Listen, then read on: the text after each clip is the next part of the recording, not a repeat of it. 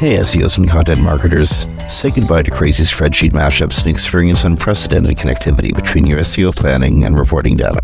Introducing Audience Key, technology for keyword mapping, content brief automation, and rank tracking that form an SEO strategy system providing unparalleled feedback loops between planning, reporting, and optimization activities. Put your time and energy into strategy, not data upkeep. Visit audiencekey.com and apply for a free trial today.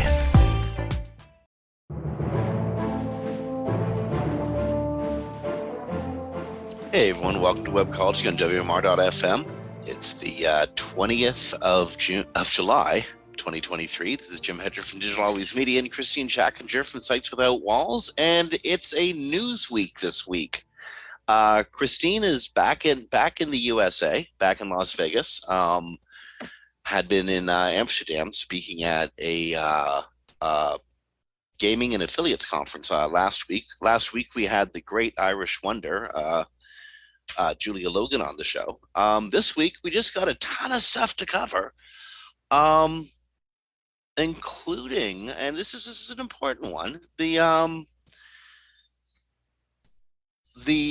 impact of AI, which is like everywhere. A quick warning: there's going to be a lot of AI on the show today. It is an AI show. AI all day long. But AI's had an impact almost everywhere, and we've been worrying about how AI might be used to displace workers, people who are contributing, doing their thing, adding to society, paying taxes, living lives, raising families, going to college, and all that sort of good stuff. And the writers' strike, which is now also become a actors' strike. They've teamed up and they're on the line together. Shows us numerous ways that AI is already impacting and could severely impact an entertainment industry that has not only become a way of life, but come to define a way of life. Kristine, the impact of AI on actors and writers in ways that even months ago didn't see coming. Amazing, eh? Yeah, especially okay, so there's the writing issue with the AI, right? Like, let's have it train on all the episodes of Seinfeld and now write a new version of a show that's just like Seinfeld, but change character names. And AI could do that, right? But I mean, how good it would be, who knows? But that is a real threat. But some of the real threats that people probably don't even think about are once they have your image, that they could just take your image and use it over and over again and paste it on other people's faces in movies. So they could get a B-list actor or someone who's, usually background, and have them do the whole movie and then put Tom Cruise's face on it, because you don't own your image.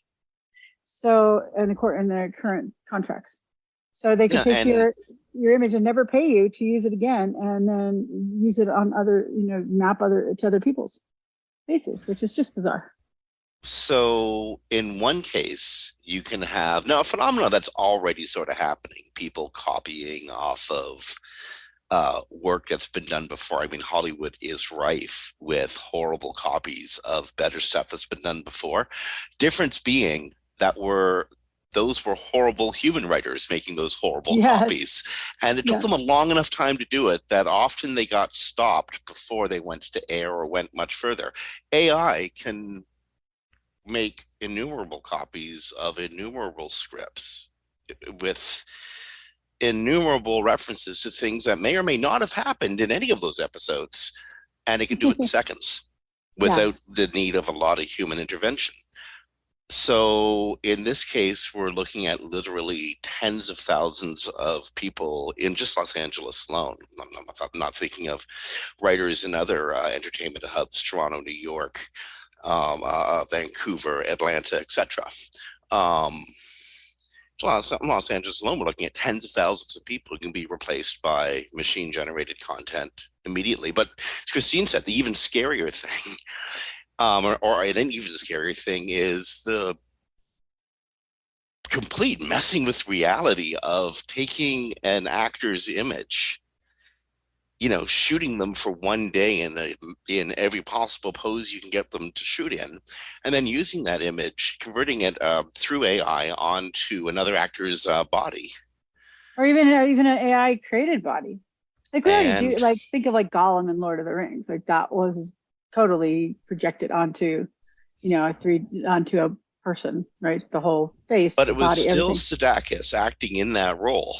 That's true. And also they get paid for that. But there is nothing in their contract right now that prevents them from taking, like you said, a day worth of images or a commercial or whatever they happen to shoot, and then using that into an AI version of the person or a lesser paid actor version of the person Well, and just moreover, slap it on. when you say the person, I think listeners might think, oh, the character in the script in the movie. Well, that's cool, but you can also use the same generated avatar for another character in another movie, another character in Yes, another movie, another character in another yes. movie. You can just go on forever and never have to hire Tom Hanks Think, again.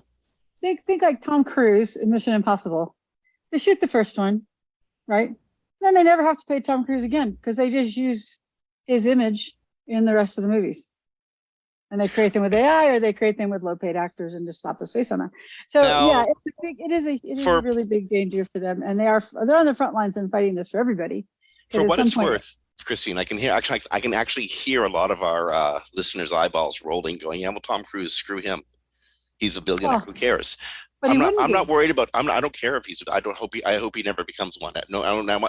I don't care about Tom Cruise. I care about the actors who are making nothing, But who are that's what I'm making less saying. than nothing. I care about the ones who are making a middle class income or less, and just trying to get by. Tom Cruise.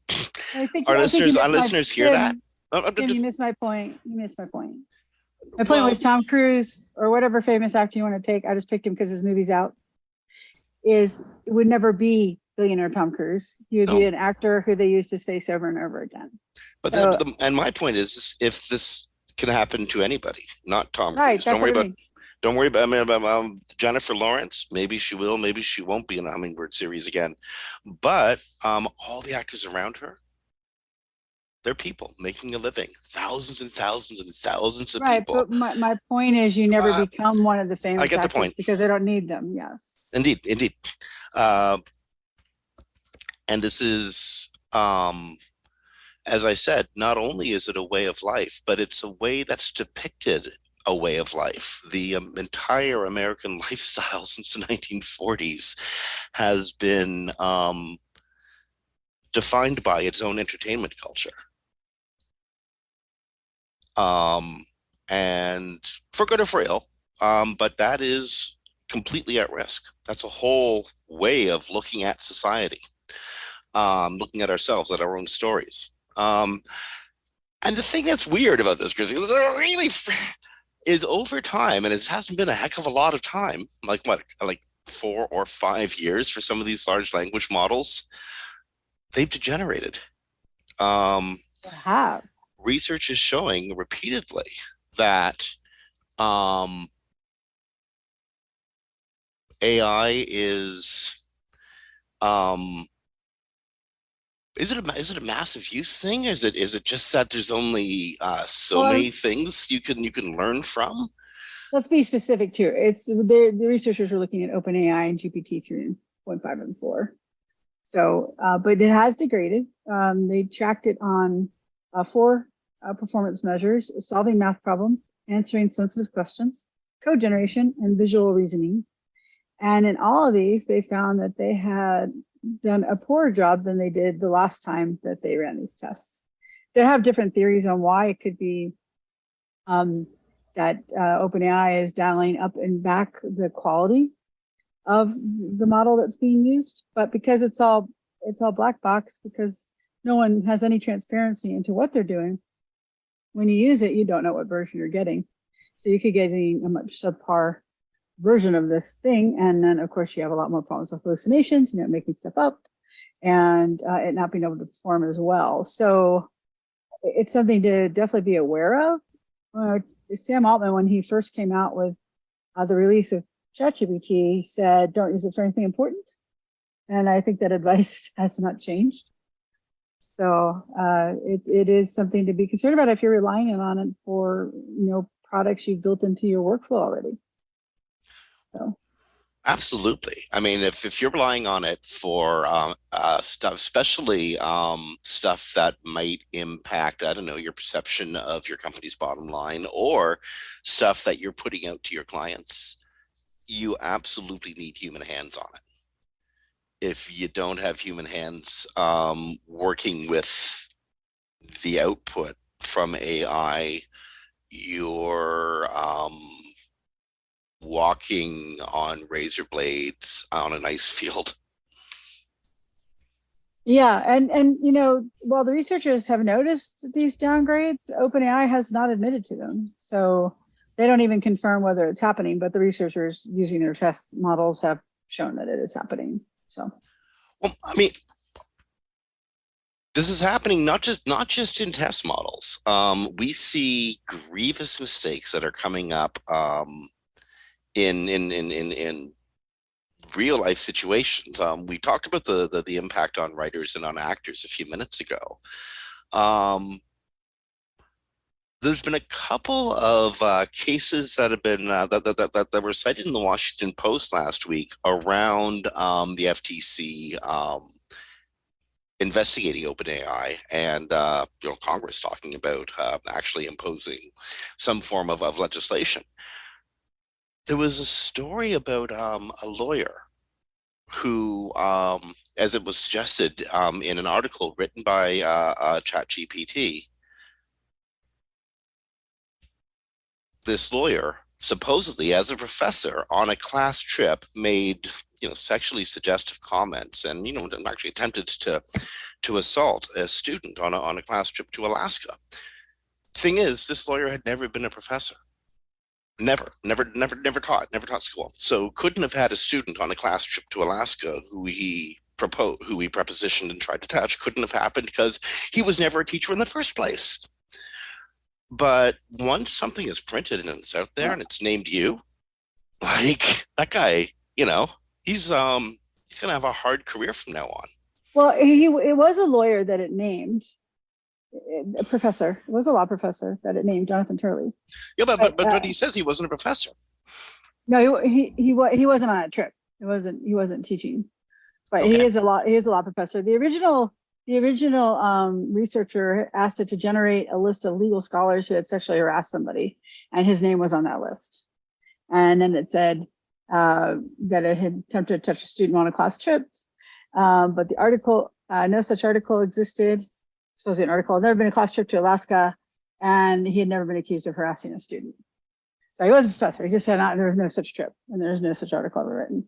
So this is not the only person that this has happened to. There was somebody else who they claimed they defrauded and embezzled funds from a foundation. Oh, that's right. He was a right-wing radio host who had a Second Amendment foundation of some sort or another. That he says he did not embezzle funds. The article written by ChatGPT suggested he did. Yeah, so you have to be so careful when you use this stuff. That it's not telling you fibs. Well, this has led the FTC to investigate OpenAI, and it'll be interesting to see how the FTC approaches this. They've been saying straight up, consumer protection laws apply in the AI generative world. So your AI can spin out what it thinks the next words in this sentence ought to be, but it better be sure that the next words in this sentence fall well within consumer protection laws because they apply here. Yeah, except the problem is it can't, because it's just predicting the next word in a sentence. So if I say, I went to the bar and got what's the most likely word? Drink, right? Went to the bar to get a drink. I didn't usually go to the bar to buy shrimp, right? That's not likely to be the next word in a sentence.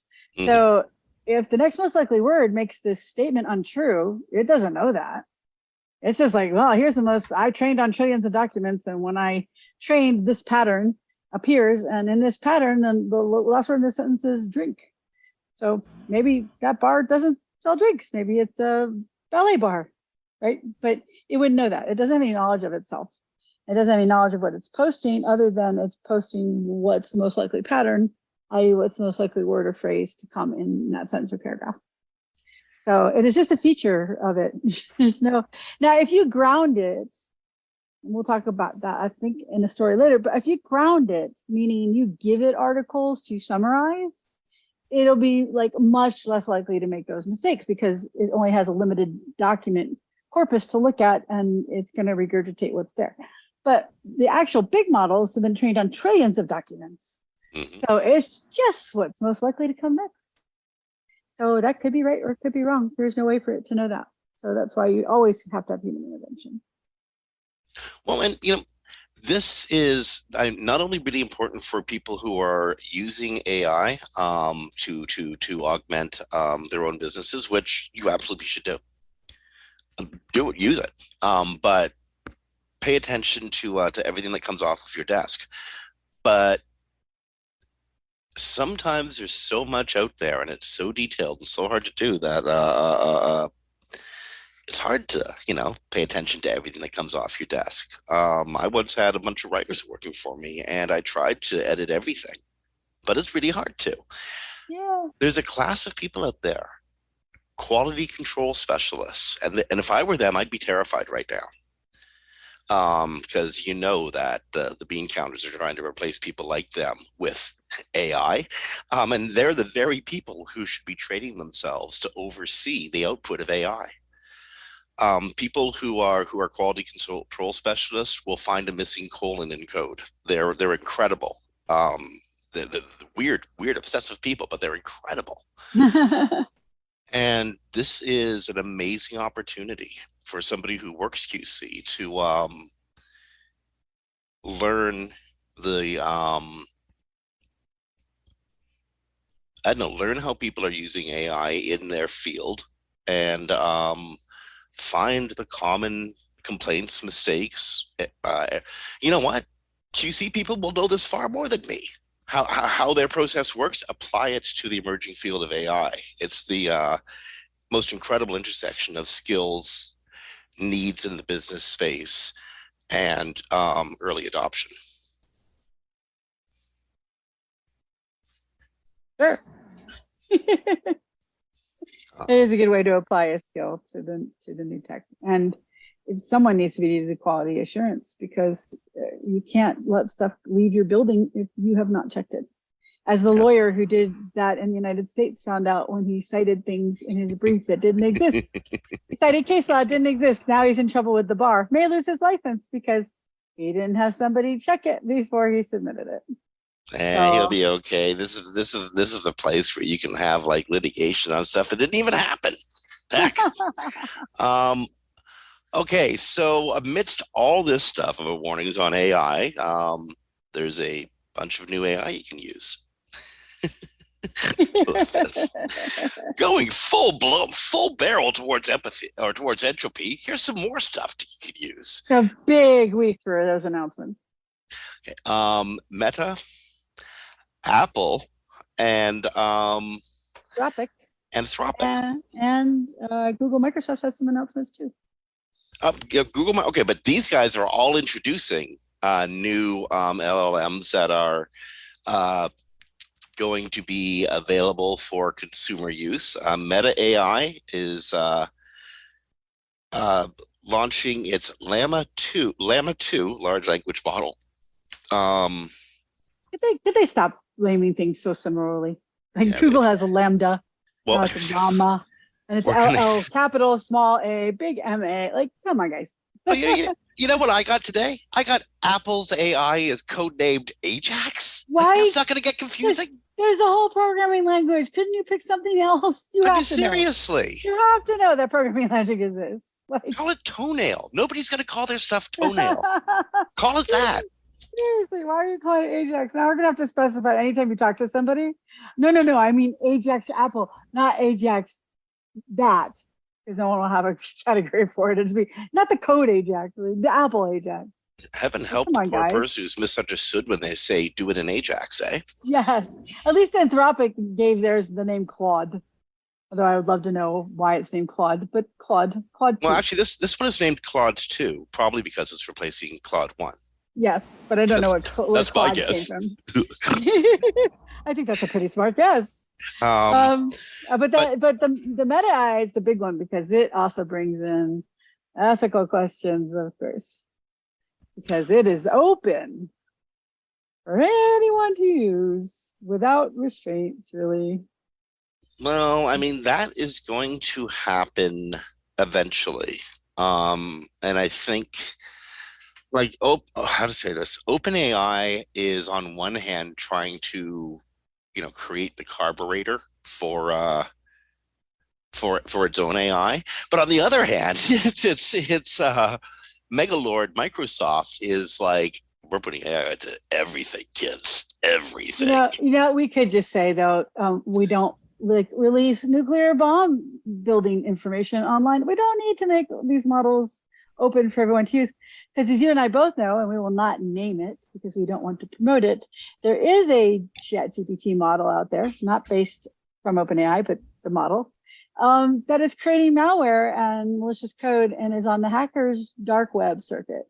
Yep, it's out So there. And again, it was only a matter of time till something it's only a like matter that of time. happened. Yes, exactly. I wish people, I just have this really annoying tendency to see the logical conclusions, especially the bad ones of things when they happen. And you would think these people, when they make these things, would think it out just, I don't know, 3 steps ahead. They play some chess. Like, I'm going to release this model into the world and everyone's going to use it for good. Or, evil people can use it to create malware and security issues, but, whatever. You know, the evil people using it to create malware and security issues, however they're getting their jollies or pay out of this, I don't know. Hey, Um, problem. Probably pay. It used to be getting their jollies. Now they found a way to monetize LOLs. Um, for them, you know, the sun still rises in the east, sets in the west. They still get drinks at the bar. Assuming they were going to the bar to get drinks, they might have been getting shrimp. Um, Yes. Or they might have been going to the Bella. they may well have been. But when Meta says they red team means testing your stuff with human testers to try to get it to make mistakes or produce offensive content. That is not what scares me about these models. Yeah, you don't want to have the Nazi problem, which is a legitimate name for when these models go wrong. But you don't want it to be able to like create bioweapons. Would be more my thing. And when I used ChatGPT, I was able to tell me certain vulnerabilities by just saying I was a white hat ethical hacker and I just needed to create a plan for testing. Can you tell me how this is vulnerable? Bloop. And it gave me it all.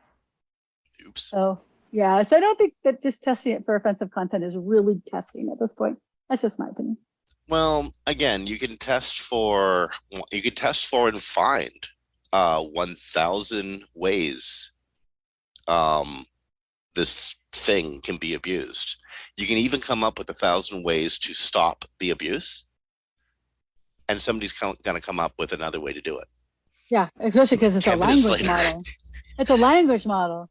So all you have to do is find the right words to trigger. Like you can sit there all day and just write things until you figure out which words get around the whatevers. So as always, probably it's the way to deal with this is only 2 ways to deal with this. Harsher penalties and far better education for people who don't screw around. Yeah, part of the FTC investigation is going to include testing people to see if they understand how the ChatGPT models work. If they understand that they put out false information, if they understand what they're supposed to be used for. This will be interesting. But I guarantee you. I'm sorry. I just saw like Arjit Pai, the former head of the FTC under Donald Trump, under a bright light with somebody screaming questions. Do you know how this works? Do you understand? No, but they're going to ask users. They want to test users. Yeah. So if you don't know how it works, you're not one of the hackers. You're probably okay. But they're not going to take you seriously when you talk about AI. The FTC is going to say, like, do you understand how this works? And the regular user is going to go, sure, it gives me answers like a search engine. And then they're going to fail the test. Well, but they won't be the hacker. So they get to go home. Two-way street here. Two-way street. The thing from Google had an announcement about AI, which is kind of cool, kind of like Microsoft. We're putting AI in as many places as we can possibly put it.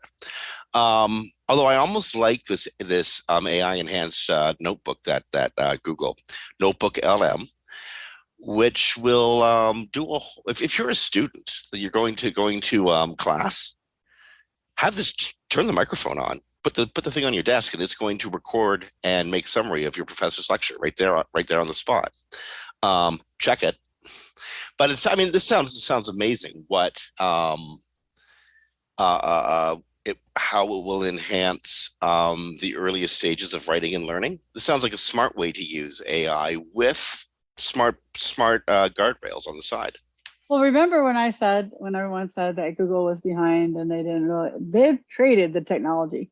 I still always thought Google's plan was to release intelligent integrations of the AI as a productivity tool, not as a dump it into the world to write a novel, right?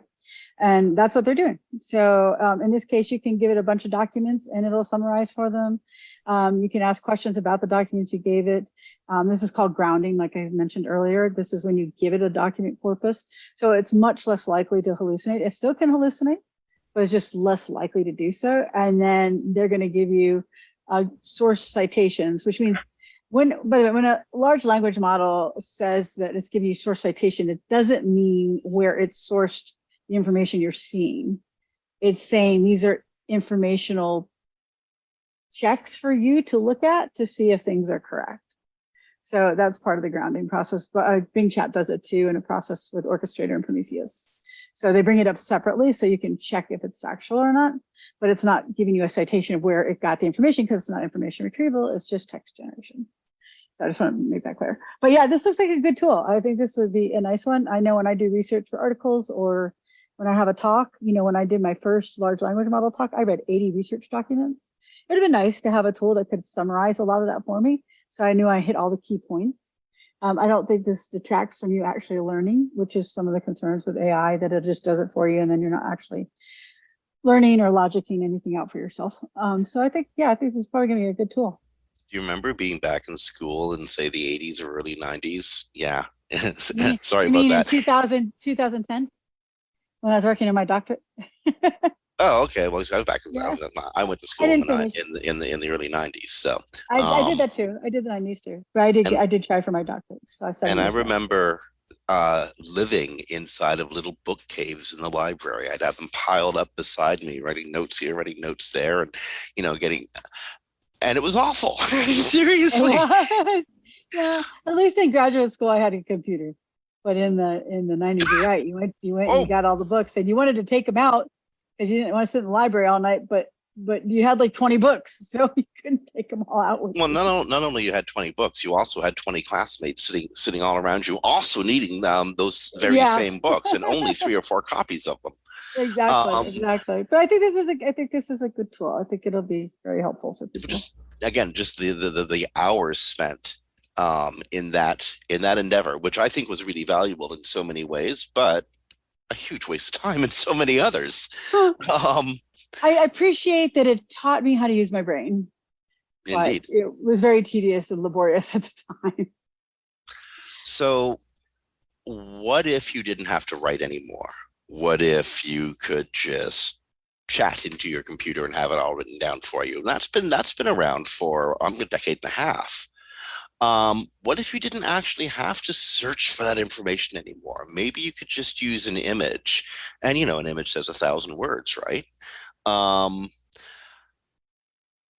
Microsoft is bringing AI into many more of its regular products. One of the best image search engines out there is Bing, often far better than Google.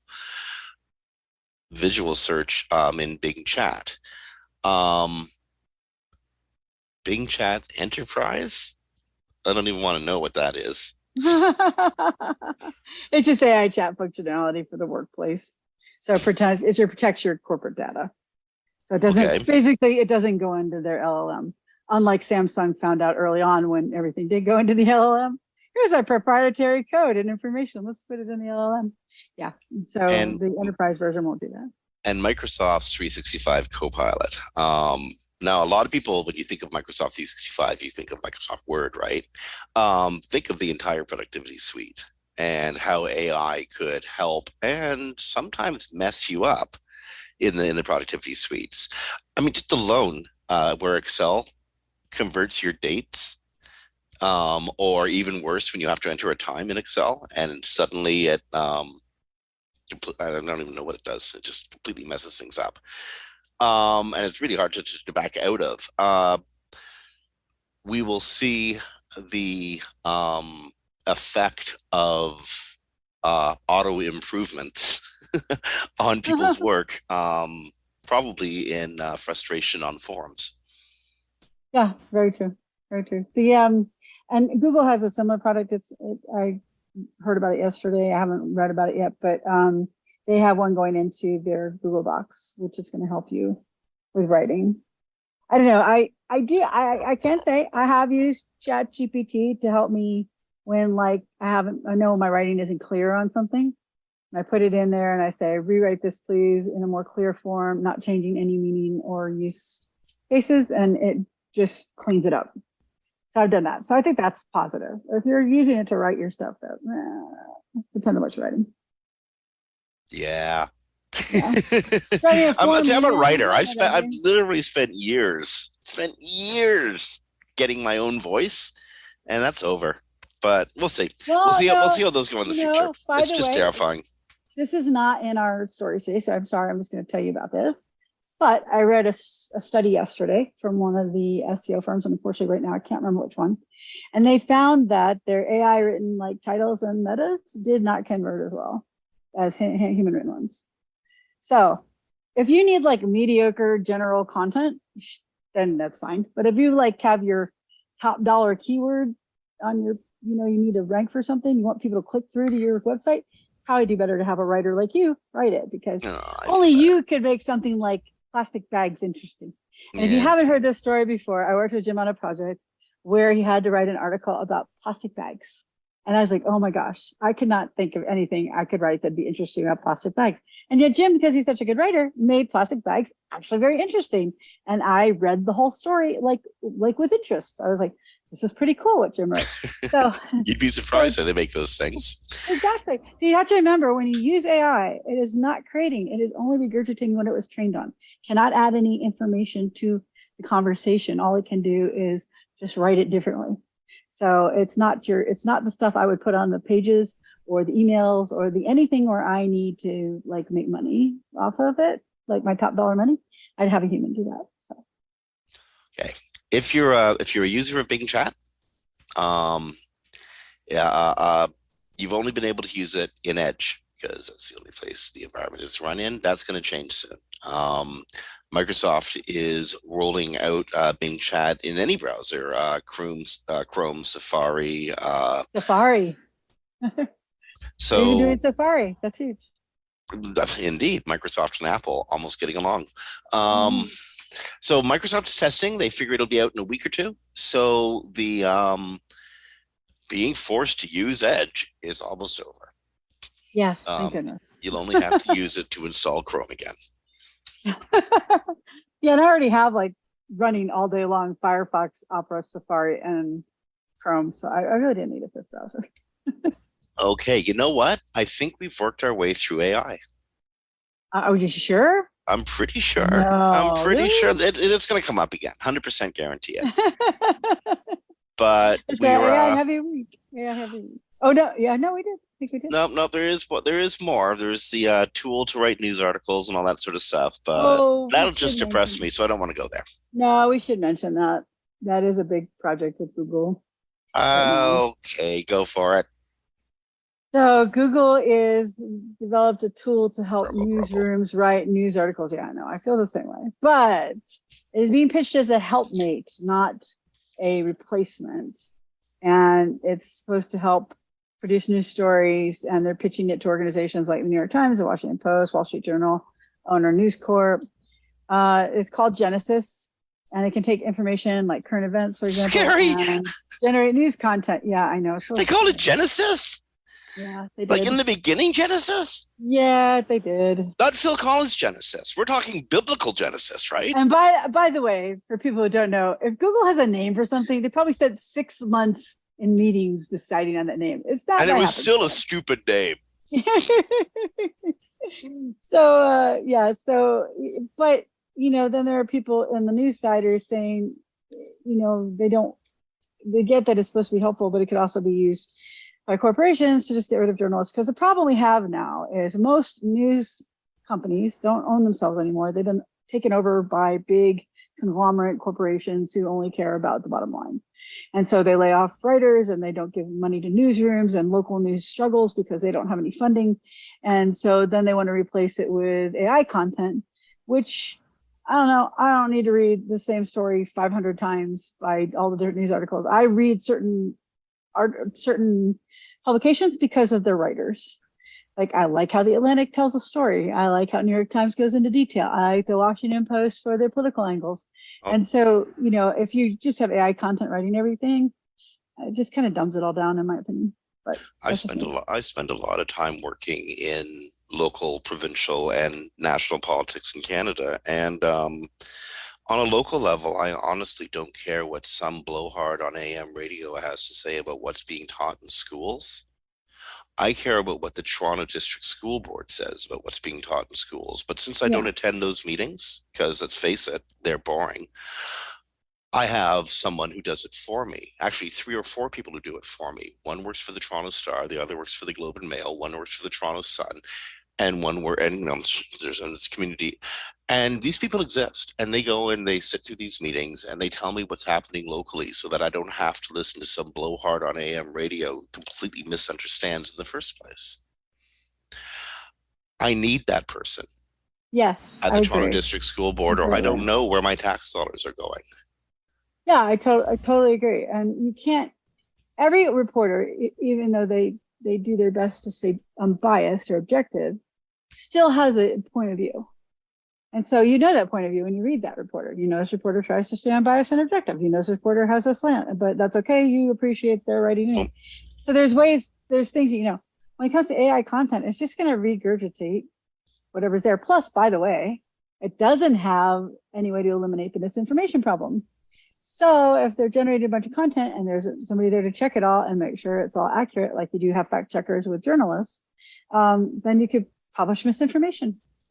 So I don't know. I think it's an okay tool, and I think it's a really good place where you could going to mention our sponsor, oh, audience key. Audience Key, because Audience Key, I think, for our industry, but for any industry, the way they implement it is really good because they let you do your like keyword research, and then they help use that research to generate suggestions in the AI content writer. But it could write it for you, but generally it's not trying to write it for you, but it's trying to give you suggestions on how you can write it well, so that it'll be easy to read, and it'll be good for the search engines.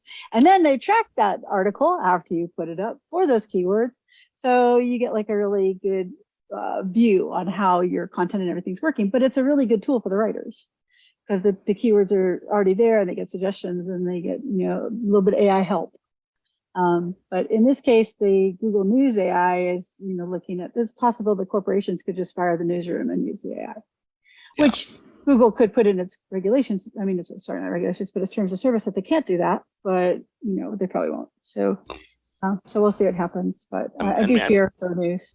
we're already seeing this in many places. I understand ESPN just like laid off a whole bunch of their sports writers in replacement in place Yeah. of AI. And if you don't think it's important, remember in the United States, our First Amendment was written to protect news because they believe that, I mean, they didn't call it news, but I'm just calling the modern word news, but they believe that was so important to protecting democracy that you had to protect the people that reported on the government. So it is really important that we have real people doing that and not just a bunch of AI bots that went out and found information. I don't even know where they're going to get the information from though. Because somebody has to be the originator of the fact.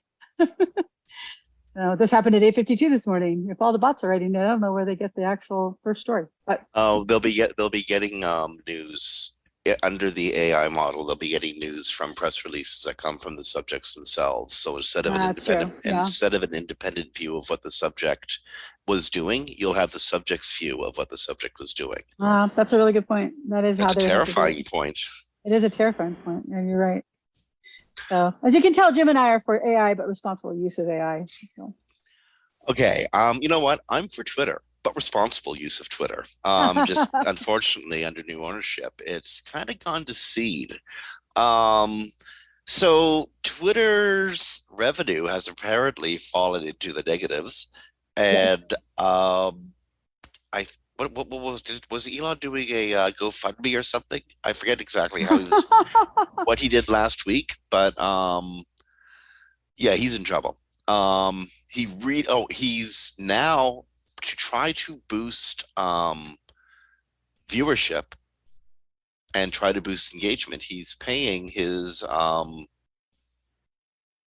most prolific tweeters, and these unfortunately tend to be the most vile of them.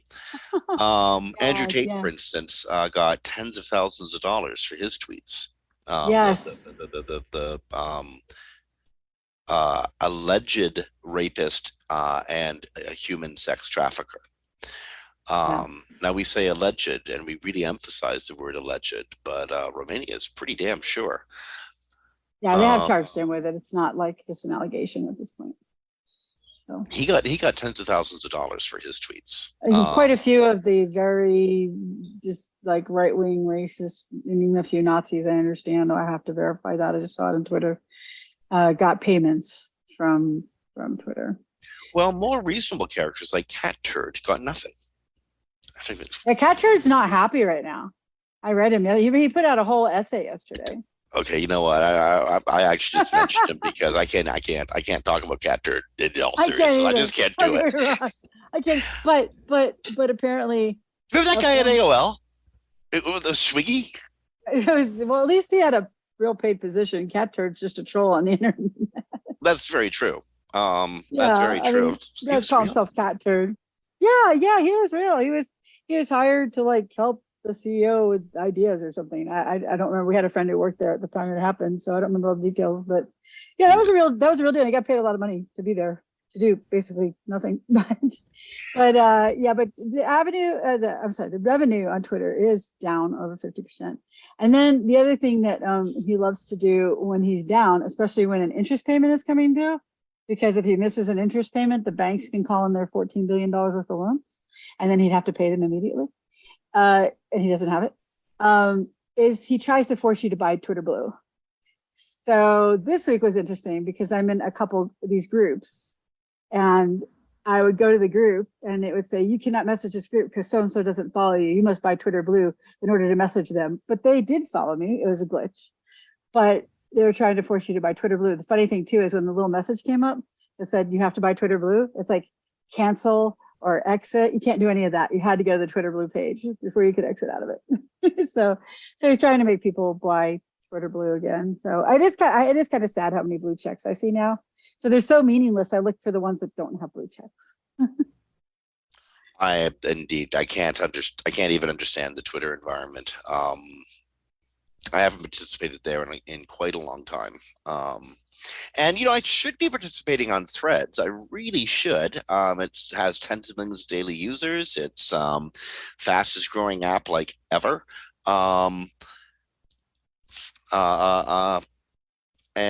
It's now actually introducing features so that it can become a utility rather than a thing. For instance, now it's going to allow you to see who's following you.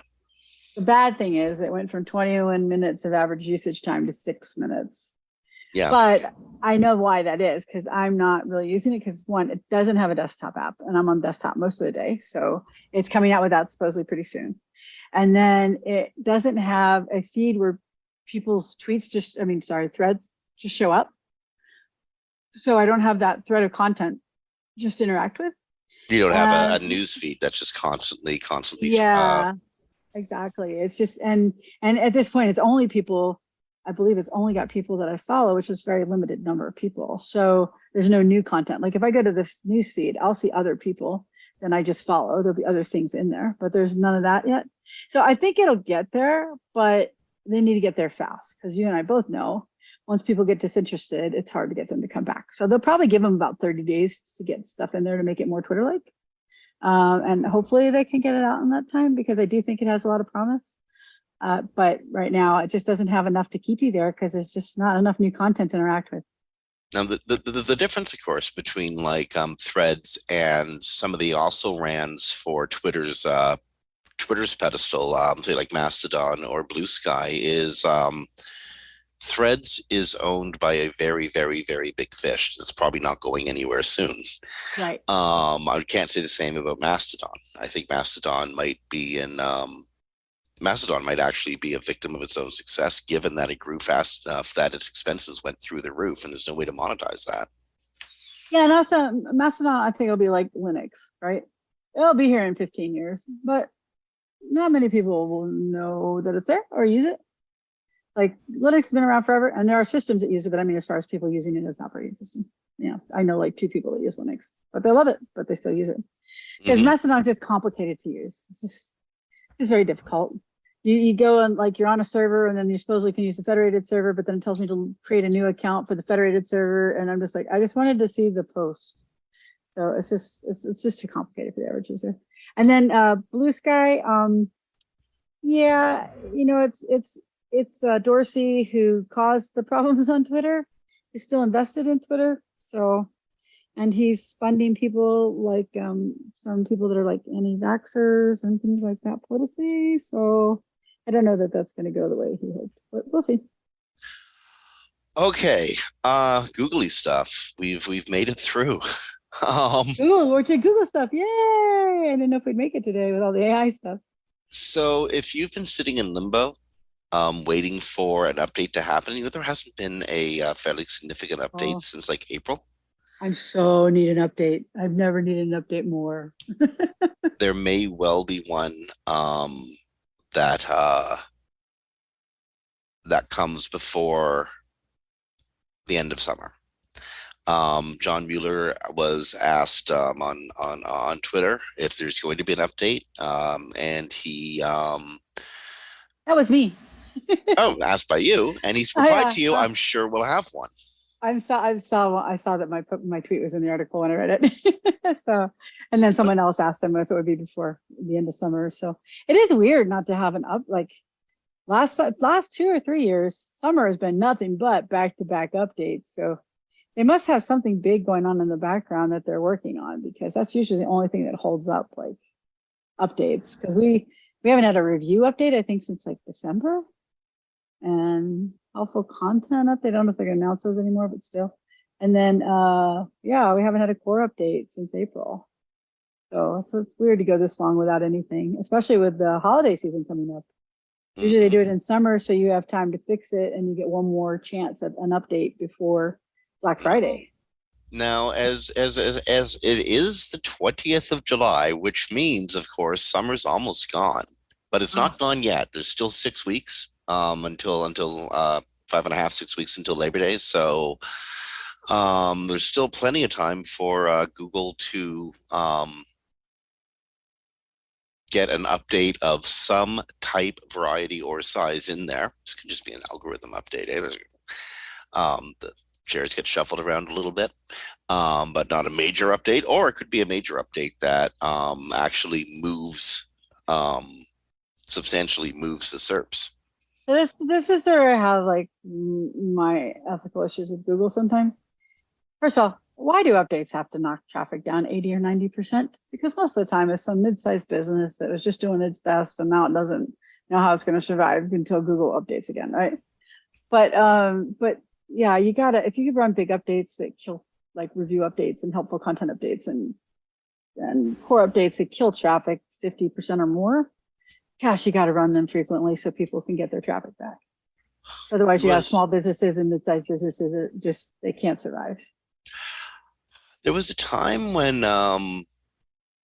Google seemed like it was in a state, almost like a static state for a little while. Remember when the link building era, and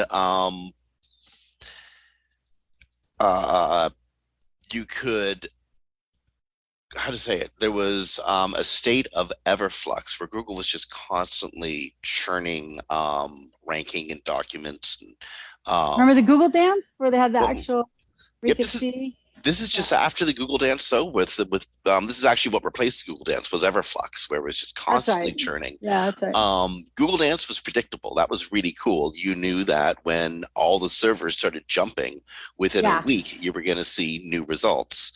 You could even see them coming ahead of time if you knew Yeah. which Google servers to look at. And if you haven't, just real quick, if you haven't been in the industry for a long time, there actually used to be sites you could go to that would show you the different servers Google had and where your site was on them. And so Mhm. you could see, oh, on this server, it's improved. So I know by next week, they'll all be improved. So, Um, that doesn't happen so much anymore. Now you have either Google almost instantly rewarding or not paying attention to new content, but generally, if you do the right things, rewarding new content. Or if you've had like a um, some site-wide, I'm not going to say penalty, but site-wide judgment made against evaluation is you, what I call evaluation. There's a good word it. for it. Devaluation is what I call Um, you might have to wait weeks it. or Months. months. Helpful content update, they will suppress you, they've said, for at least 2 to 3 months before they'll even reevaluate you. So, but And you know what though? My problem with that is back in the days when updates first started, right, annihilating sites like, Penguin, people did things wrong. Like maybe the client didn't know that their person bought links, but they bought links. But the complications now with the algorithms and the things that can cause evaluations on a website are so intricate that it's very possible that a business owner would have no idea these problems were on their site because it looks fine and it runs fine, they think. And then suddenly they wake up with 70 or 80% traffic loss. And I just think if that's going to be the case, Google just needs to update much more frequently. And they need to declare them because there's some rumor like sometimes they're not going to declare anymore. They know you need to declare. So the person knows if they fixed what they needed to fix to get out of that update. Because if I didn't have a that review would be problem, nice, wouldn't it? yeah, if didn't have a review problem and the review update rolls out and I didn't get a boost, I know, well, I didn't get a boost because I didn't have a review problem. If you don't name them, it's like, oh, we're just gonna have flux all the time. Well, then the person never knows if they fixed what they needed to fix. And again, I'm talking about the small and mid-sized business owner that is hanging on by a thread generally anyway. So having to be down for, 3, 6, 9 months, that's a long time, really long time. So So there's I mentioned these sort of like eras in SEO for a reason because I think we're kind of in a uh, a period of transition, but Google, like you said, Kristine, people really need to be able to put their finger on things they can measure, things they can understand. And Core Web Vitals for many SEOs, it's become the thing.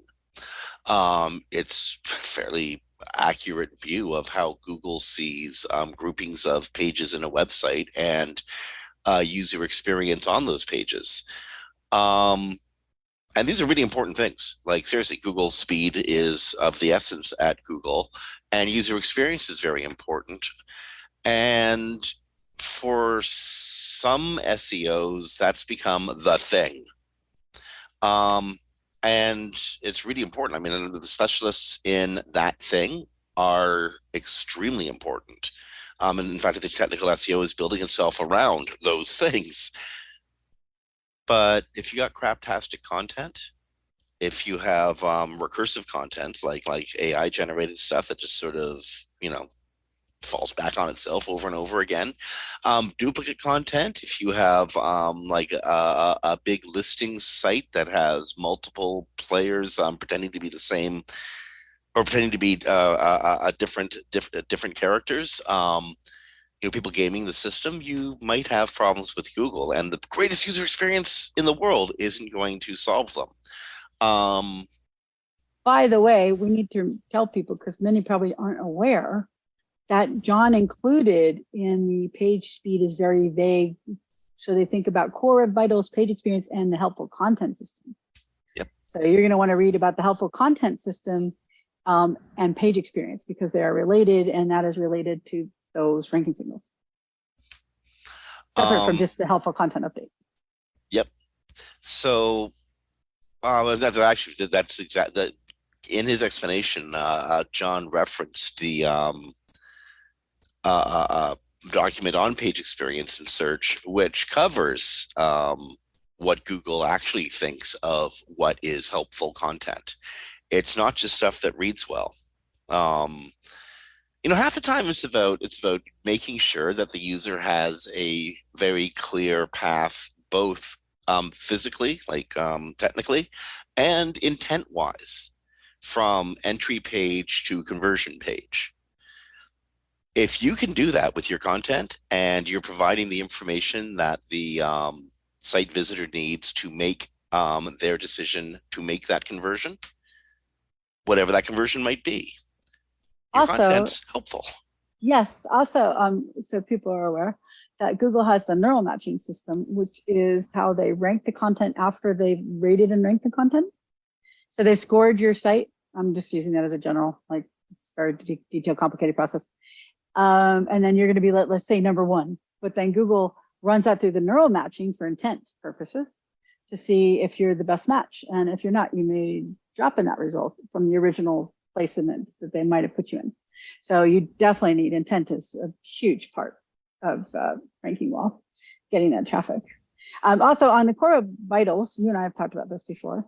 I've not seen on page speed. Oh man, I could get traffic because it was the tiebreaker, but at the query level. So if you had a big site that had like 30,000 keywords and you had a tiebreaker on all 30,000, you could get like significant traffic. Core vitals do not seem to work that way.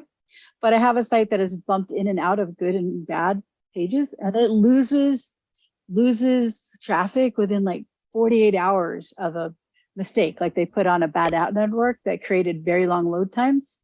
So that's not the ranking changing. That's the whole site devaluing like quickly. So they say that there's no devaluation factor in the core vitals, but I don't know that I believe that. So No, that's not true. There is that no the they say oh, there's it none. is. I say I've seen it happen. No, Me I agree too. with you. I've seen it happen. Yeah. Yeah. I've talked about this on the show before. I made a terrible mistake. This is back in December and January, where I prioritized schema over page speed, figuring that we are where we are. Just pack the information in the SERPs. Yeah. I remember. That was my goal. It seemed to make sense at the time. But you know what? We made a choice to put dev energy into one place instead of another place, and we took it on the chin. Yeah. We got punched in the chin for it. And I had a client who was perfect going into the core vital rollout, perfect, 100% on everything, because we had been working on page speed for 2 years. And then they added an ad network like 6 months later. And the ad net was horrible. It took like 14 ads per page and it took it 30 seconds to load. Within 48 hours, they were down 30% in their traffic. And that's not because the ranking changed like that. That's because there's some sort of factor there. That is one of those really frustrating places where SEO advice gets often put to the side for one of a better word, fast revenues. How to say this? Quick rule of webmastering. The SEO probably does not have a commercial interest in how many ads you have on page or where they're placed. They just want your website to work optimally. The ad network, on the other hand, has a big interest in where ads go and how many of them go and all that sort of stuff. But they don't actually really care about your long-term business success. No, they don't care. Because they're going to be making money anyway. The SEO cares about your long-term business success. So often people don't like our advice. That's cool. I get it. I don't like eating medicine either. But you gotta. It's like if I'm telling you you can't have 10 drinks a day anymore. I'm not doing it because I want to make your life no fun. It's because your body can't take it. And unfortunately, recommendations we have to give on stuff like this. Although the interesting thing is, I've worked with very big publishers where I've reduced their ad load from like 14 to 4. You know what happened when we reduced it from like 14 to 4 to 6? I guess what happened. Not only did they get massive. Theoretically, if you get more traffic, you get more people clicking those ads, and you get a greater number of people clicking a lower number of ads if you have a much higher level of traffic, theoretically. Yes, this is true. But also before they got the big boost, because this one got 200,000 visits a day. It was a huge site from page speed because it broke tiebreaker at the query level. I confirmed that with John too, by the way. So, but the thing was that as soon as we took so many ads off the page, people didn't hate the page. So as soon as they got only 4 to 6 ads, they clicked more because it was a pleasant experience, and they didn't burn through their users who don't go back. Because there are sites I do not go to because I know as soon as I hit it, I've got a sticky ad, a big ad on the top, a sticky ad on the right, a sticky ad on the left. There's a video. I'm like, where the freaking, I can't even find your content. So more ads is never the answer to more money. If you're getting over like 4 to 6 ads, if you have 1 and you want to get like 3, yeah, you probably make more money. But if you're in like from 4 to like 8, you're going to lose money over the long term because users don't like your site and it gets slower and Google stops responding to it and you get surface less and users don't like your site. They don't want to go through all your ads. They don't care about your ads. They know, people put ad blockers on because they don't care about your ads, right? So be very careful when you put ads on the site and test the lower amount to see if that does better than your higher amount. We got time for maybe one more story. Okay. If you're looking in Search Console and you're using the link reporting feature at Search Console to get a sense of your link footprint, there are better tools, way better tools. And you might be in for a surprise today because Google pushed an update and that update had a bug and your links just got cut in half. Number of incoming links just got cut in half. Is it confirmed as a bug or is it intentional? You know what? I don't know. I saw the word it has a bug. We'll find out later, but Google is reporting dramatically fewer incoming links in Search Console. I think it's got to be a bug. Like in one day, boom. But Google also likes us to not think links matter, so it could also be. We'll see. Could be intentional.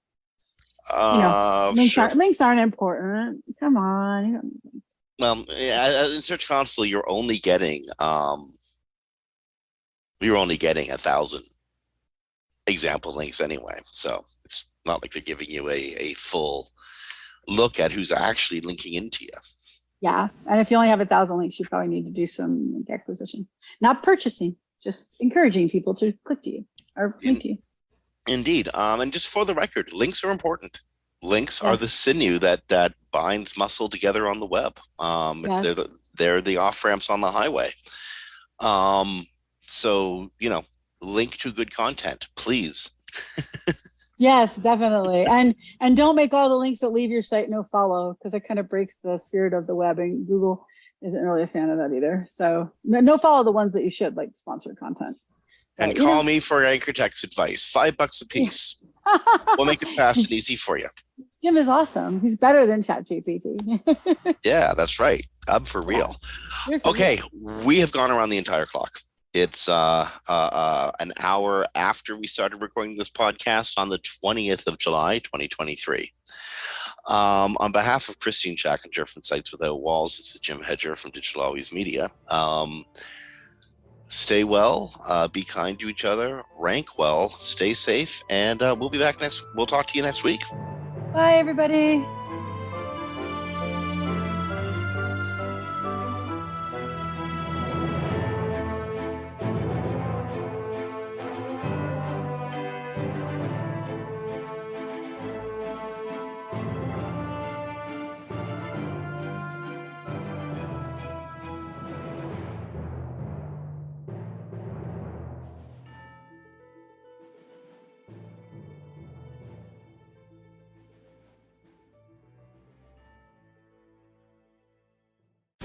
The opinions expressed on this program are those of the guests and hosts and do not necessarily reflect those of WebmasterRadio.fm's management or sponsors. Any rebroadcast or redistribution without authorized consent of WebmasterRadio.fm is prohibited.